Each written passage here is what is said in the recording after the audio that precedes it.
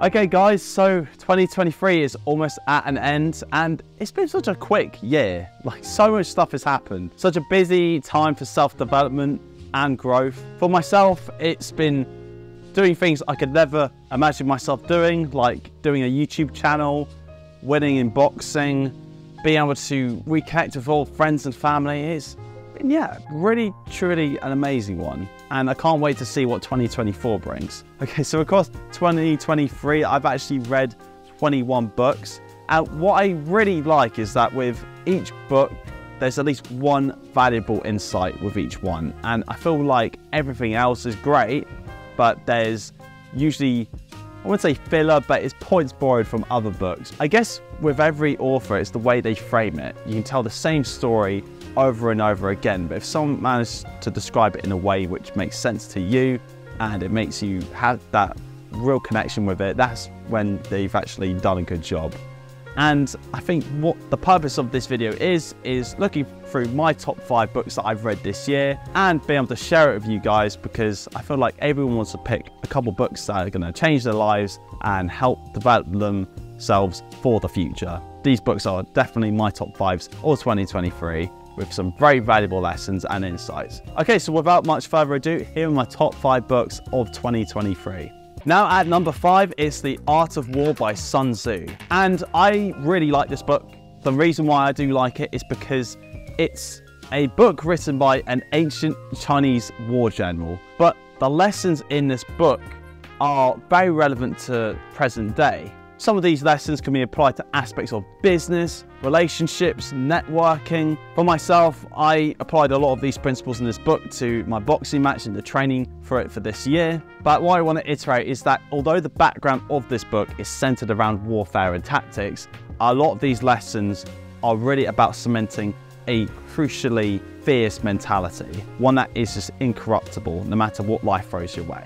Certain aspects can be to do with managing your energy more efficiently, or knowing the terrain of challenges when you're going headfirst into them. But what Sun Tzu makes very clear is that it doesn't matter what your opponent is doing in any situation, but how you respond is critical, because that dictates your actions and your chances of succeeding in that scenario. And that's the thing, is that if you know yourself and you know the enemy, you fear not the result of 1,000 battles. Marcus Aurelius, Meditations. Now, I'm going to be completely honest, I was actually quite nervous when I actually picked up this book, because I actually do not like reading old books. There is something about old books that are hundreds and hundreds of years old sometimes, because of the way that they're written with old language and terms. It takes a lot longer for your brain to translate this, so you're going to take a lot longer just to read the book. It just is a bit long. Like, who wants to do that? Who wants to be reading a book without really knowing what they're reading, without like a dictionary and like spark notes to help them out?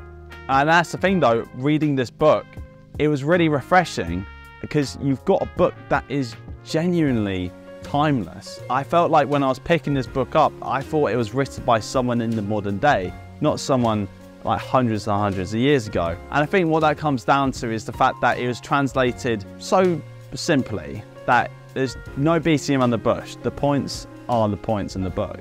And without going into too much detail, the main, I guess, concept that the book pushes forward is this idea of death and how little we spend thinking about it. And the damaging effects of this is that we tend to not be grateful for the moments we have in our everyday lives, even though small, are really significant. The fact that we're able to experience these in their entirety. And I think also the reason why we spend so little time thinking about death is because there seems to be a overexposure to it in media, whether that's movies and what's on the TV, but also that the few times that we're actually exposed to it is usually if there is a celebrity that dies, or if there is someone that's, God forbid, close to us that happens to be suffering from an illness and whatever happens there. And what the whole core message of the book is that we should spend more time thinking about death, because what thinking about death does, it frames your life in a way where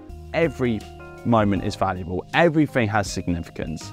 And what Aurelius really hammers home is that because we spend so little time thinking about death, when we're actually exposed to it, whether that's through terminal illness ourselves or to the death and illnesses of the people around us. We cannot handle it. Our brain cannot comprehend that this thing is happening. And that's the thing, is that us being healthy and let alone even existing, it's a miracle, and it's not something to be taken for granted. It needs to be acknowledged every single day.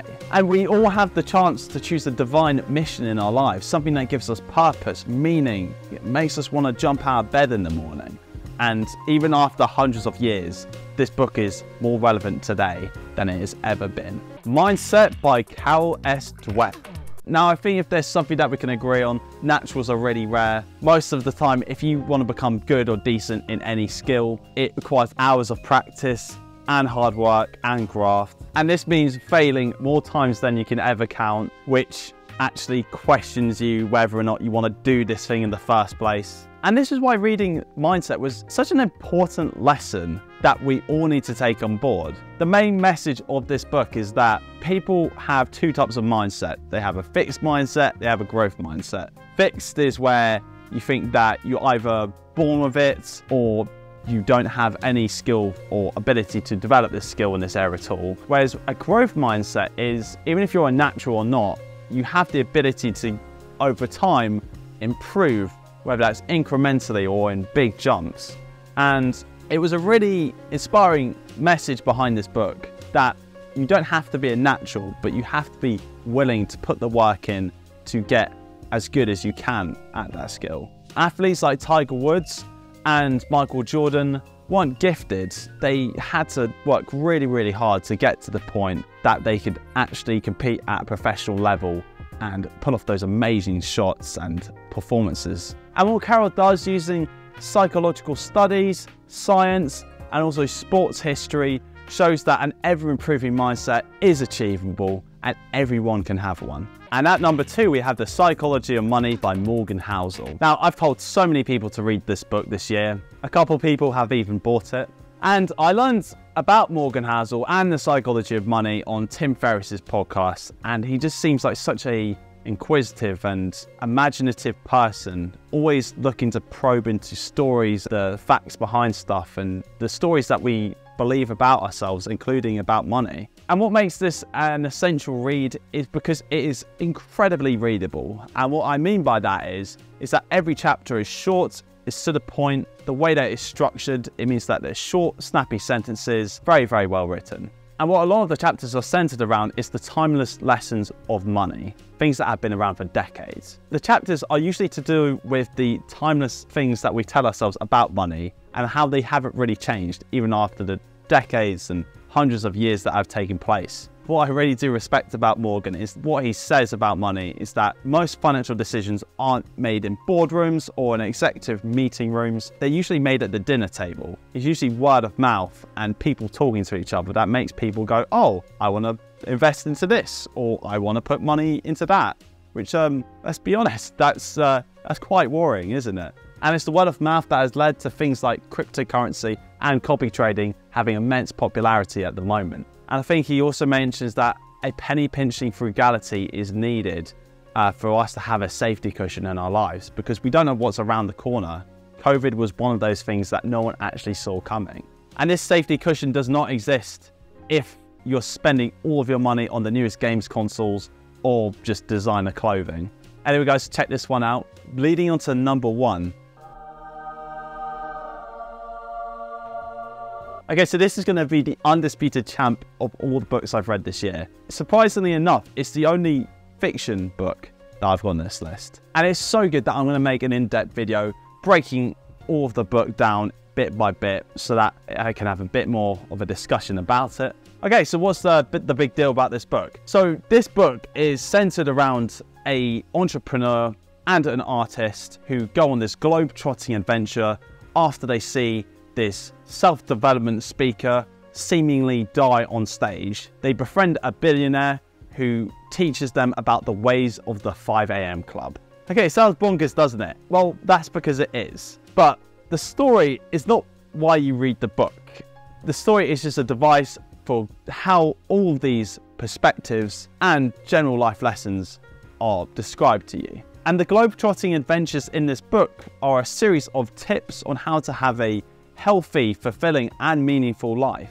And I think what's most interesting is that a lot of the books on this list, they use a lot of historical studies, a lot of scientific proof, just to try and convince you that the mindsets and actions and behaviors are things that are worth doing. And I think what's most ingenious about this book is that it uses a fictional setting and a fictional story to help you understand that. And this book forces you to confront a hard truth, and that is, we actually do live for discomfort, but most of the time we choose comfort. You have to get uncomfortable sometimes and do things in order to grow and maximize your output. So the main vibe of this book is getting up super early, and that's an incredibly simple explanation of this book. You get up at 5 AM because most people get up at 6 AM. So that means you have an extra hour to work on your spirituality, maybe meditate, maybe do a bit of exercise or a bit of yoga to get yourself more flexible. And on top of that, you can educate yourself so you can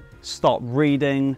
And because you've got that extra hour every day, you've got an extra hour to develop yourself and become that much more improved. And imagine if you did this 365 days a year. Obviously, that's not realistic, but just think about it. You're getting 365% worth of growth. But even if you do it for a fraction of that, you are still going to get so much more results than someone who does this not at all. And since doing this, I've had more time to meditate, I've had more time to read, I've had more time to work on my flexibility so I don't have annoying back pain as much, but it still happens. You know, I think that's just something that happens when you start reaching your 30s. Cannot wait to see the effects that the 5 AM Club has in 2024. Absolutely can't wait. Anyway guys, if you like this, comment, like, and subscribe, and I'll see you in the next video.